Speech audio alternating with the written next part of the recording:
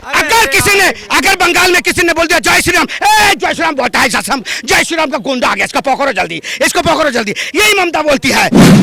भगवान श्री राम है तो तुम सारे हो। अभी बता दे रहा ममता, तुम्हारा कोई क्षमता चले ना, भालो करे हमारा कोठा सुने लो, तुम्हारे एक दिन आसपे तुम्हारे अखिल जनता तुम्हारे शेष कर दी। ममता तुम्हारा समय खत्म हो गया है भैया। वो अभी 80% बंगाली वहां के समझ चुके हैं कि ममता किस बरगलाए में है और किसकी बातों में आके हम हिंदुओं का साथ नहीं देती है। ये एक नंबर की इसको बुर्का पहना दो, इसे बुर्का पहना दो इस ममता। जब मॉर्गन स्टैनली जैसी कंपनी आके इंडिया का फ्यूचर फोरकास्ट करती है कि in the coming year of 2039 India GDP will rises to $10 trillion economy, तो मॉर्गन स्टैनली उसको वो कर सकते हैं कि राघव चड्ढा बहुत बड़े इकोनॉमिस्ट हमारे देश के। अंदर की बात कोई नहीं जानता है कि अंदर क्या मीटिंग हो रही है, ना आप सुनने गए हो ना मैं सुनने गया हूं। आने वाले समय पे तुम इंतजार करना कि कौन सीट पे होगा, कि कौन बाबा जी को पूरा वर्ल्ड पसंद करता है और योगी आदित्यनाथ को पसंद करेगा। अगर आज मेरा उत्तर प्रदेश हर अच्छी मुकाम पे है तो सिर्फ योगी आदित्यनाथ की वजह से। कल को गुंडे जो सरेआम घुलते थे ना, आज वो पेशाब करते घूमते हैं। बुलडोजर में वो तेल खत्म हो गया, बंद पड़ गया। बुलडोजर तो तैयार किया जा रहा है, इसलिए तैयार किया जा रहा है। आओ, तुम्हारे अंदर हिम्मत है तो आओ, तुम्हारे लिए मैं ये तैयार कर रखा हूँ। कैमरा बंद हो जाता है तब इंटरव्यू लेते हैं, नहीं लेते ना। कैमरा अगर डिस्चार्ज हो जाएगा इंटरव्यू लेंगे, ले सकते ना। तो भाई अगर बुलडोजर तैयार किया जा रहा है, दुरुस्त किया जा रहा है, बड़े बड़े घर गिराए जाएंगे और ऐसे लोगों की बड़े बड़े घर गिराए जाएंगे। यही तो दिक्कत है ना कि घर गिरा रहे हैं ना। प्रयागराज में एक माफिया था, जनता का कब्जा किया था, घर गिराया गया, फिर से घर बनाया गया। सुनिए, फिर से घर बनाया गया और गरीबों में बांट दिया गया। आप क्या चाहते हैं? वो माफियों को दे दिया जाए? भाई साहब, मैं मुख्यमंत्री हूं, बना रहना चाहता हूं, आप कब्जा करिए। घर विपक्ष के क्यों गिर रहे हैं? किसके? विपक्षियों के क्यों गिर रहे हैं? विपक्षियों के नहीं, पक्षियों के भी गिरे हैं, हिंदू और मुस्लिम के भी गिरे हैं, जाति विजाति कुजाति सबके गिरे हैं, लेकिन ये सब अपराधी थे। ये सब अपराधी थे। आप कह रहे हो विपक्षियों के घर उनके गिरे हैं जिन्होंने बदमाशी करी है, घर उनके गिरे हैं जिन्होंने गुंडागर्दी की है, घर उनके गिरे हैं जिन्होंने सत्ता में रह के उसका नाजायज फायदा उठाया है, इसलिए घर गिरे। 50 सालों से हमारे यार 50 सालों से उनको कोई नहीं, कोई बब्बर शेर आया जो इनको पहचाना और इनको हटाया और खत्म किया। क्योंकि इस तरह ताजी छोड़ के चली गई नीति आयोग की बैठक, उनका विपक्ष की तो सुनी नहीं। ममता जी तो क्या कर रही है? वो तो तारों के नीचे के लोगों को बुला रही है, तारों के नीचे से आए और बांग्लादेशियों को तमाम बंगाल के लोगों को पाल लो ममता, वही बहुत है। अगर बांग्लादेशी आ गए तो तुम भी नहीं बचोगे, क्योंकि उनका दिन कह रहे हैं उनकी सुरक्षा, दिन धर्म खाने पीने की व्यवस्था। अरे तुम भाई हमारे बंगालियों को जितना बचा ले, बंगाल के बंगालियों को बचा ले और ऊपर से तारों के नीचे वालों को लेके आएंगे। तारों को नीचे लाने वाले, तारों के नीचे की बात नहीं है, बात भाईचारे की है। भाईचारा कैसा भाईचारा नहीं चाहिए? बंगाली ऐसे भाईचारा तारों के नीचे से आएंगे। तारों के लिए मैं कह, हमारे हिंदुस्तान में जितने हिंदुस्तान में लोग हैं उनको चाहिए। कश्मीर हो जाएगा, कश्मीर हो जाएगा। कश्मीर कैसे हुआ? वोट के लालच में कश्मीर को आरक्षण देते गए, अंत में क्या हुआ? कश्मीर में भागना पड़ा, कत्लेआम हुआ, लाखों से अधिक लोग पलायन किए, मारे गए, न जाने कितने, बहन बेटियों का बलात्कार हुआ। यही काम बंगाल में होगा, क्योंकि ये तैयार कर रहे हैं। क्या होता है? अगर बंगाल में किसी ने बोल दिया जय श्री राम, जय श्री राम बोलता है ससम, जय श्री राम का गुंडा आ गया, इसको पकड़ो जल्दी, इसको पकड़ो जल्दी, यही ममता बोलती है। भगवान श्री राम है तो तुम सारे हो। अभी बता दे रहा ममता, तुम्हारा कोई क्षमता चले ना, भालो करे हमारा कोठा सुने लो, तुम्हारे एक दिन आसपे तुम्हारे अखिल जनता तुम्हारे शेष कर दी। यार तुम तो बंगाली बोलो।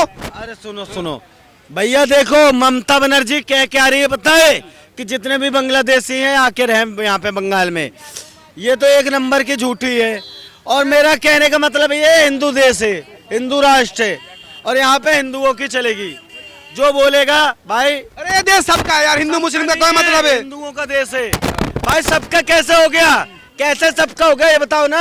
अरे लोकतंत्र है, कैसे देश में सबका है, सबको। मुसलमानों ने लिया नहीं पाकिस्तान, मुसलमानों ने लिया कि नहीं लिया पाकिस्तान? वो उनके अब्बा थे क्या? अब्बा थे क्या उनके? कौन नहीं? आज अरे जिन्ना ममता में- कह रही है कि जिन्ना जो के अब्बा थे, विपक्षी दल ये को हिंदुओं का देश है, यहाँ पे हिंदुओं की चलेगी, हिंदू राष्ट्र बनेगा, जो चाहेगा हिंदू वही होगा। 57 देश है, वहाँ तुम्हारी जुबान नहीं खुलती, चीन में तुम्हारी जुबान नहीं खुलती, अफगानिस्तान में तुम्हारी जुबान नहीं खुलती, ईरान इराक में तुम्हारी जुबान नहीं खुलती, यहीं पे लोकतंत्र का तुम ढिढोरा पीट रहे हो। इतनी आज़ादी मिली है क्यों? क्योंकि ये देश हिंदुओं का है। दीदी कह रही है कि ये नीति आयोग को भंग करो, हमें तो पुराना जो है ममता तो योजना आयोग चाहिए। दोगली इस देश में जो है प्रधानमंत्री विपक्ष को नहीं दे रहा तवज्जो।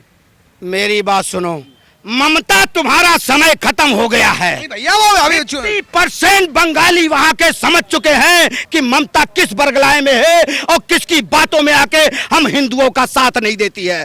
बंगाल में सबका साथ नहीं, तुम्हें पता नहीं है कितने लोगों को हम मर जाते हैं, बच्चा में बालक में ब्याह हो जाता है वहां पे, तुम्हें क्या पता है? ये ममता ही करेगी। ममता सबसे ज्यादा बंगाल के लिए खतरनाक नासूर है और वहां के 50% बंगाली लोग समझ चुके हैं इसको। और देखना आने वाले समय पे ये जो कह रहे हैं कभी मेरा पोता बनेगा, कभी मेरा भतीजा बनेगा, कोई नहीं बनेगा। भतीजे ने तो पार्लियामेंट में बहुत अच्छी स्पीच दी है, आपने देखा? समय मैं कहता हूँ, देर से कहते हैं ना, देर आए दुरुस्त आए। देर आए इससे दुरुस्त आए। अच्छा आप स्पीच दोगे, वो स्पीच देगा, अपने खानदान का बपौती पाया है। सुनो, ममता बनर्जी को ना सिर्फ पता है क्या है, वो जिस दिन आ जाए उत्तर प्रदेश में ना, उनकी वो दुर्गत होगी ना कि उत्तर प्रदेश छोड़ के नहीं जा सकती है।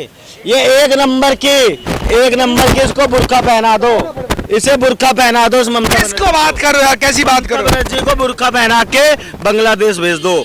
अगर हिंदुस्तान में रहेगी, वहाँ के दोगले हिंदू हैं बांग्लादेश के, ठीक है, बंगाल के दोगले हिंदू हैं बंगाल के, वो अपने को बार बार वोट दे रहे हैं। अच्छा ये बताओ कि बजट को लेकर तो सरकार पर बड़े आरोप लग रहे हैं। राघव चड्ढा ने बोला कि किस तरह से टैक्स लिया जा रहा है, सुविधा किस तरह से दी जा रही है। सर राघव चड्ढा, अगर मैं राघव चड्ढा जी के बारे में बोलूं तो वो राज्यसभा के मेंबर हैं, वो दिल्ली यूनिवर्सिटी से वो ग्रेजुएट है, अकाउंटिंग में उनकी डिग्री है, तो काफ़ी पढ़े लिखे वो व्यक्ति है, ठीक है। पर राघव चड्ढा जी को एक चीज़ समझना चाहिए कि जिन्होंने एक शब्द बोला है कि जो टैक्सेस गवर्नमेंट ले रही है, government are taking taxes like England and giving services like Somalia. हाँ, आप देखिए सोमालिया को आप भारत से कंपेयर कर रहे हो सर। वो कह रहे हैं टैक्स के हिसाब से सुविधा नहीं दी जा रही है। राघव चड्ढा को ये नहीं पता यूएस में कितना टैक्स लिया जाता है, स्टेट और फेडरल टैक्स जो होते हैं। अगर राघव चड्ढा जी कभी यूएस जाएंगे, यूएस में हर पर्टिकुलर स्टेट के अलग टैक्सेस है, which is called the federal state taxes. State के सेंटर के अलग अलग होते हैं ना, राघव यहाँ पर भी तो है। चड्ढा ने को यूके के टैक्सेस में बोल दिया। अच्छा, फिर उन्होंने चलो ठीक है कि हमारी गवर्नमेंट ने टैक्सेस ज्यादा लिया लोगों से, ठीक है, हालांकि इतना टैक्सेस ज्यादा है नहीं, पर मैं आपको बता दूं, बट वो कहते हैं सुविधा की बात। मैं राघव चड्ढा जी से पूछता हूँ, भाई वंदे भारत बनी है, नमो भारत बनी है, जगह जगह मेट्रो के निर्माण हो रहे हैं अलग अलग राज्यों में, क्या इंफ्रास्ट्रक्चर कनेक्टिविटी को जोड़ा जा रहा है, बड़े बड़े एक्सप्रेसवे बनाए जा रहे हैं, क्या फिर आप देखोगे कि एजुकेशन सेक्टर में बहुत सारी चीज़ें इंप्लीमेंट करेंगे, वो पैसा कहाँ से आता है सर? वो मोदी जी क्या कांग्रेस की पूरी पार्टी ने अपने स्विस बैंक में पैसा इकट्ठा कर रखा है कि जो जब देश में जरूरत होती है तो पैसा दिया जाता है डेवलपमेंट के लिए? 6 lakh crore rupees were given for ministry of defence. आप देखिए यूपीए के टाइम में पुराने सारे बजट निकालो सर, मैं पूरी स्टडी करके आया हूँ, पुराने जितने बजट है देखिए डिफेंस को कितना बजट मिलता था। ये वही डिफेंस थी हमारे देश की जिनको खाने के लिए चाहिए था, डिफेंस में उतना नहीं बढ़ा ना, सवाल उठा रहा है विपक्ष। इतना नहीं बना सर, सबसे ज्यादा डिफेंस को बजट दिया है। डिफेंस के बाद आपको बजट दिया है 11, उसके बाद आपका रोड से डेवलपमेंट और इंफ्रास्ट्रक्चर को लेकर 3.2% ऑफ द जीडीपी। क्या विपक्ष बोलते, विपक्ष को कुछ पता भी है? राघव चड्ढा जी ने बोला वर्ल्ड क्लास फैसिलिटी की बात करते हैं कि टैक्सेस क्या वर्ल्ड क्लास है। मैं बोलता हूँ राघव चड्ढा जी से, कभी राघव चड्ढा जी यूके जाएगी ना और वहाँ पर किसी डॉक्टर को दिखाएगी तो एनएचए का प्रोटोकॉल होता है कि आपको 24 घंटे वेट करना पड़ेगा डॉक्टर की अपॉइंटमेंट लेने के लिए। जो यूके के जो प्रिंस चार्ल्स थे उन्होंने 48 आवर्स तक वेट करा सर। आप यहाँ पर दिल्ली के हॉस्पिटल्स में जाओ, यहाँ पर डॉक्टर से मिलो, आप 10 मरीज के लिए 2 डॉक्टर आपके लिए अवेलेबल है आपके इलाज करने के लिए। वर्ल्ड क्लास इंफ्रास्ट्रक्चर यार बड़ी बुरी स्थिति है दिल्ली की भी, अगर बात करें तो दिल्ली में भी कोई ऐसा खास मतलब बढ़िया नहीं है स्थिति। देखिए सर, स्टेट के जो डेवलपमेंट होते हैं वो स्टेट की जिम्मेदारी होती है। स्टेट को जो बजट एलोकेशन होता है वो स्टेट को देखना पड़ेगा, इसको किस किस जगह कैसे कैसे बजट लगाना है, ठीक है। आप बिहार और आंध्र प्रदेश को बजट दिया राइट सबसे ज़्यादा, क्या बिहार के लोग डिजर्व नहीं करते उस बजट को? जिस चीज के ऊपर ये विपक्ष वाले इतना मतलब छाती वही राज्यों को दिए ना, उनका कहना है कि हमें आज तो नीति आयोग की बैठक से बहिष्कार करके चली गई। ममता बनर्जी कितने गुस्से में थी आपको पता है? आज तक बिहार को कितना बजट दिया है? जितने भी पुराने बजट इलेक्शंस हुए हैं, बजट में जितने जितने बजट पेश हुए हैं, तो बिहार को कितने बजट दिया है? अगर इस बार बिहार को दिया ना, उनकी सहयोग से पार्टी से सरकार बनी हुई है। तो अच्छी बात है, अप्रिशिएट करना चाहिए अपोजिशन वालों को कि बिहार के जनता के जो जितने दिनों से वो लोग परेशान थे इंफ्रास्ट्रक्चर को लेके, आप कहीं ना कहीं जाके बिहार दिल्ली की तरह बनने वाला है सर। ममता बनर्जी छोड़ के चली आई, बोली विपक्ष की सुनी नहीं जा रही है। देखिए मैं अगर आपको बताऊं, ममता बनर्जी को तो एक तरीके से ना मेंटल डिसऑर्डर है, कुछ पैरानोइया जिसे बोलते हैं। मुख्यमंत्री है भैया तीसरी बार। बता रहा हूं सर, है तो वो इंसान। मानसिक परेशानी तो इंसान को ही होती है, रोबोट्स को थोड़ी होती है। बात है, लेकिन उनको नहीं है ना। मुख्यमंत्री हो, भले वो चुने हुए नेता हो, पर मानसिक बीमारी तो सर किसी के साथ भी हो सकती है। अब कोई इंसान अगर वहां पर ये भी कैलकुलेट कर रहा है कि गोवा के, असम के और छत्तीसगढ़ के जो चीफ मिनिस्टर है उनको 10-10 12-12 मिनट बोलने दिया और मुझे सिर्फ 5 मिनट बोलने दिया, तो सीरियस तो पैरानोइया किस स्टेज है? दिस इज कंप्लीटली तो भाई वो बड़ी राज्य के मुख्यमंत्री कम समय बोलने डिसऑर्डर सर। यही तो कह रहा है कि मुझे कम टाइम दिया, दूसरों को ज्यादा दिया। जब आपको टाइम दिया जा रहा है, आप खुद वहां पर बोल नहीं पा रहे हो, आप ऐसे ऐसे बयान पेश कर रहे हो जिसका कोई सेंस नहीं बन रहा, आप खुद भागने के लिए तैयार हो, आप खुद हर चीज को करने के लिए कर रहे हो, वो भागने को वैसे आपको खुद परेशान नहीं है। आप तो ममता बनर्जी छोड़ो, जब मोदी जी पार्लियामेंट में बोलते हैं आजकल, तो पूरी विपक्ष है बोलते सर, पूरी विपक्ष, वो तो ममता बनर्जी है। पूरी पार्लियामेंट में जो बैठे होते पोजीशन सब उठ के चल जाते हैं। अभी आपने रिसेंट देखा होगा जो पार्लियामेंट में मोदी जी ने बोला, पूरी ऑपोजिशन उठ के चली गई। तो ये तो आप मानसिकता देखो ना उनकी। देश में जितने भी आज तक काम हुए 10 साल में, मैं ये नहीं कह रहा सिर्फ डेवलपमेंट के बेसिस पे, जो पाकिस्तान में जो सर्जिकल स्ट्राइक हुआ, क्या हर लेवल पे जो हमने काम करा, आज तक आप मुझे बताओ कि अपोजिशन ने कभी भी अप्रिशिएट करा हो करंट रूलिंग गवर्नमेंट को? कभी नहीं करा सर। किसी भी एक ऐसा बता दो। ये तो बड़ा आरोप है कि भाई विपक्ष को कम वित्त दिया जा रहा है, दूसरा उनको बोलने भी नहीं दिया जा रहा। विपक्ष ने बायकॉट कर दिया, पूरे नीति जो आयोग की बैठक थी उसका बायकॉट कर दिया। देखिए ये डिक्टेटरशिप तो है नहीं कि यहाँ चाइना का एक शी जिनपिंग बोल रहा है और पूरी पार्टी उसको सुनेगी, नहीं। ये डेमोक्रेसी है, विपक्ष वाले पीछे से चिल्लाएंगे, उनका काम है चिल्लाने का। मैं वही तो आपसे पूछता हूँ और मैं वही विपक्ष से पूछता हूँ, आज तक देश में कोई तो एक अच्छा काम मोदी जी ने करा होगा? Even a single one, if it is related to defense, infrastructure, आपकी खुद की पर्सनल सिक्योरिटी। कह रहा है महंगाई बढ़ा दी, बेरोजगारी बढ़ा दी, आज तक एक आप मुझे बता दो कि मोदी जी के एक अच्छे काम में विपक्ष ने कभी अप्रिशिएट करो। अब महंगाई और बेरोजगारी की मैं आपको बताता हूँ, ये लोग बहुत छाती पीटते, पर कैपिटा इनकम जीडीपी 6.8% से बढ़ रही है, पर तुम्हारी पर कैपिटा इनकम नीचे जा रही है। आपको पता है पर कैपिटा इनकम का फॉर्मूला क्या होता है? Total area of the population, particular area means country का जो पॉपुलेशन है, डिवाइडेड बाय टोटल इनकम से पर कैपिटा इनकम निकाली जाती है।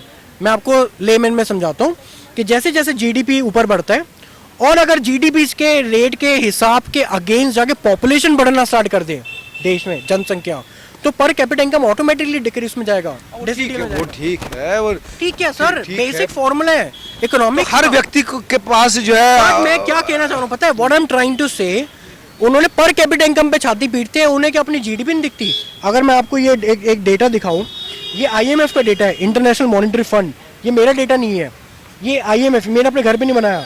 आईएमएफ को तो आप मानोगे ना कि आईएमएफ कुछ चीज़ है। आईएमएफ के डेटा में अगर मैं पहली बात करूँ यूनाइटेड किंगडम की, तो आप देखो 0.5% से उनकी जीडीपी ग्रोथ हो रही है, 0.5% से।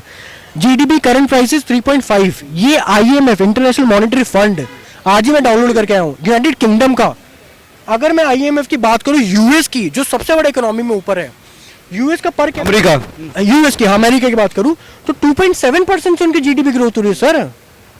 और अगर मैं बात करूं इंडिया की, if I talk about India, sir 6.8% से ग्रोथ हो रही है इंडिया की। क्या राघव चड्ढा इतने पढ़े लिखे नहीं, उनको ये नहीं दिखता कि जब आईएमएफ अप्रिशिएट करते हैं इंडिया की जीडीपी को, when IMF come and step in and say कि भाई India is doing great in terms of their growing economy, जब मॉर्गन स्टैनली जैसी कंपनी आके इंडिया का फ्यूचर फोरकास्ट करती है कि in the coming year of 2039 India GDP will rises to $10 trillion economy, तो मॉर्गन स्टैनली उसको वो कर सकते हैं कि राघव चड्ढा बहुत बड़े इकोनॉमिस्ट हमारे देश के।